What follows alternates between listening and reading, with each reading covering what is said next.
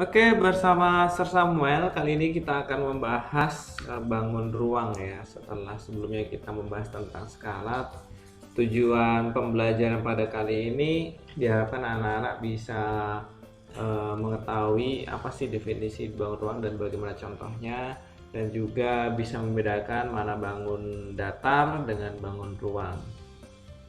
Jadi seperti itu. Jadi sebelum kita memasuki bangun ruang, di sini sebenarnya saya akan mengajarkan bagaimana cara membedakan mana bangun datar, mana bangun ruang. Nah, di sini kita masih belajar mengenal bangun ruang ya. Sebelum kita memasuki lebih detail lagi bangun ruang itu apa saja, dan terlebih lagi untuk kelas 5 ini kita masih belajar bangun ruang sisi datar ya. Langsung saja. Yang pertama kita akan mengenal dulu bangun datar itu seperti apa. Pastinya anak-anak sudah tahu ya sebelumnya bangun datar itu apa saja contohnya. Di kelas sebelumnya juga pasti sudah tahu bangun datar itu apa dan contohnya seperti apa. Tapi saya akan kembali membantu anak-anak untuk mengartikan apa sih bangun datar itu. Ini definisinya ya. Bangun datar adalah bidang datar dua dimensi yang memiliki luas dan keliling. Jadi bangun datar itu bidang datar.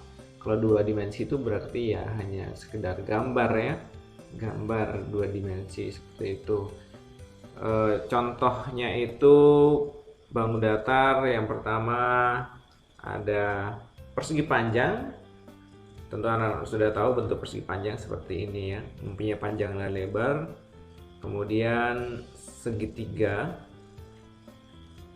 seperti ini. Segitiga ini bermacam-macam, ada segitiga sama kaki, segitiga siku-siku, segitiga sama sisi, dan lain sebagainya. Kemudian ada jajar genjang ya, jajar genjang umumnya seperti ini. Kemudian ada trapesium seperti ini umumnya.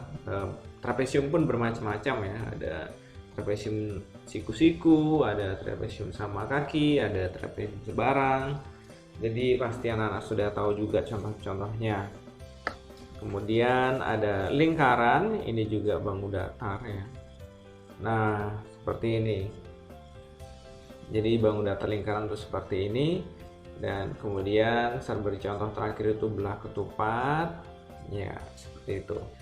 Sebenarnya masih banyak lagi contoh bangun datar ya, misalnya persegi, layang, segi 5, segi 6, dan selanjutnya. Tapi hanya berikan 6 contoh saja. Intinya kalau bangun datar itu ya gambar bidang datar ya, bidang datar.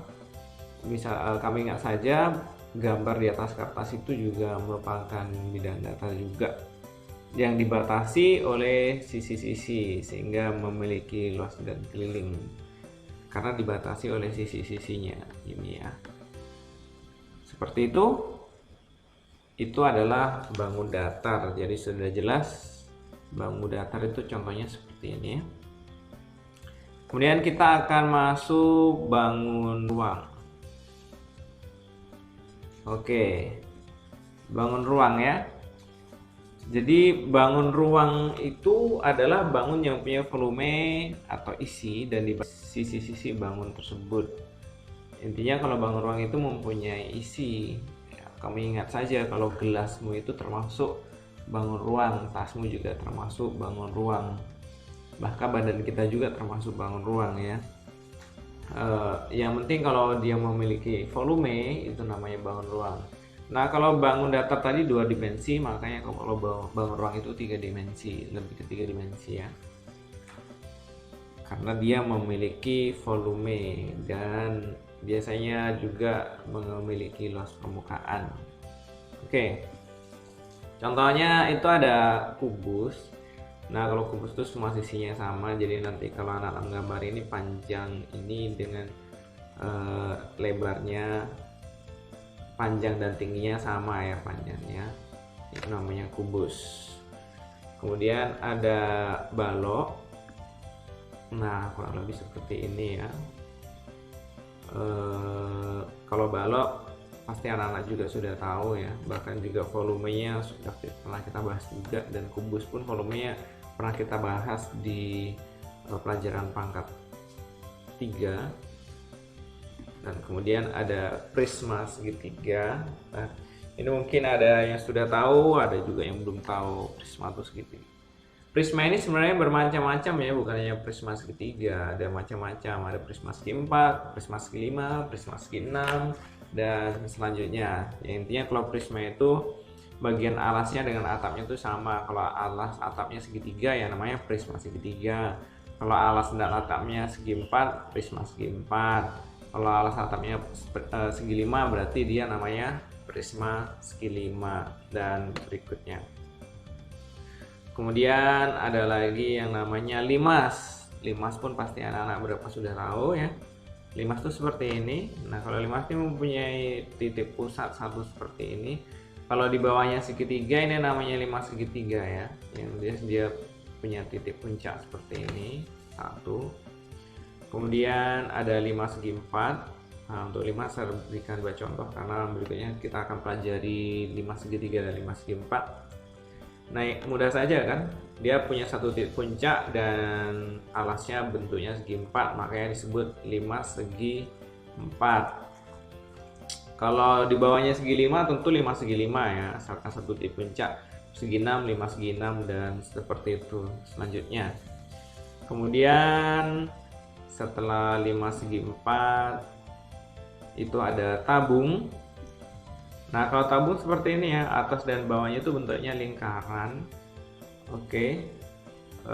Tentunya kamu punya gelas. Nah, gelas itu kira-kira tabung lah, atau kamu punya rice cooker atau tabung gas. Nah, itu bentuknya tabung ya, walaupun tidak tabung sepenuhnya.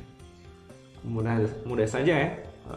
Benda-benda tabung itu seperti apa? Contohnya kamu pasti tahu, atau termasuk kaleng minuman itu ya, kaleng minuman yang bentuknya seperti tabung, dan kamu pasti tahu lagi banyak contohnya.